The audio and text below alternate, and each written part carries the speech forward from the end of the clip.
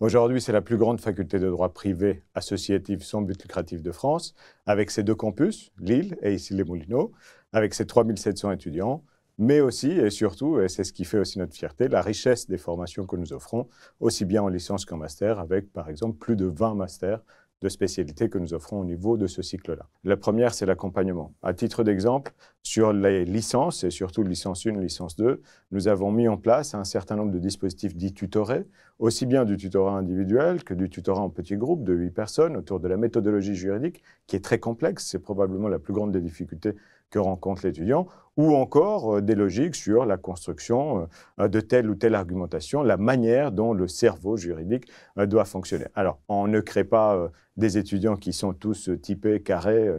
d'une manière très précise, mais on les accompagne dans l'apprentissage, ça c'est la première donnée. La particularité de l'Université catholique de Lille, on a un bloc de compétences qu'on appelle Agir éthique et responsable, et qui permet de mettre les étudiants en situation, et qui leur apprend à la fois à être sensible à toutes les évolutions du monde. On parlait tout à l'heure d'environnement, mais aussi la question des vulnérabilités, la question des inégalités, ce sont des choses importantes, et où on leur apprend à donner une part d'eux-mêmes. On leur explique que le droit, et de manière générale les études, leur ont permis d'être des personnes un peu plus privilégiées que d'autres, et qu'à un moment donné, c'est important aussi de donner. Et on apprend par la pratique, en essayant d'intégrer cette dimension éthique. On va former des juristes qui sont ouverts au monde. Alors ça doit concerner tous nos étudiants. Et pour ce faire, il faut intégrer aussi bien des matières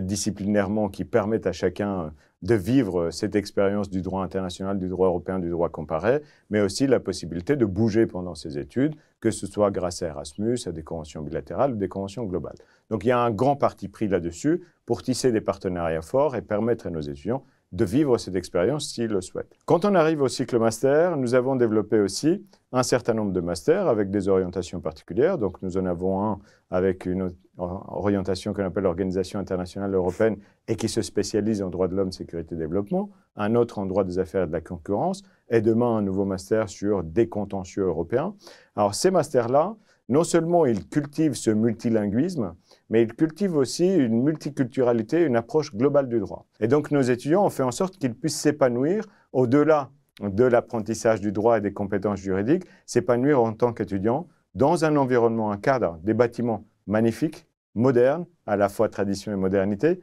Poudlard avec toutes les facilités d'un campus extraordinaire, et surtout avec cette capacité de se sensibiliser au monde et de pouvoir y goûter. Que ce soit pour faire la fête, que ce soit pour la culture, que ce soit pour le sport, que ce soit pour se forger une identité politique aussi, puisqu'il faut aussi devenir quelqu'un de conscient du monde et prendre des positions. On leur donne ces opportunités-là et je suis très fier de voir que nos étudiants s'en saisissent aujourd'hui et qu'on a créé un espace d'épanouissement qui est à la fois dans les études, mais aussi dans la vie étudiante au sens large.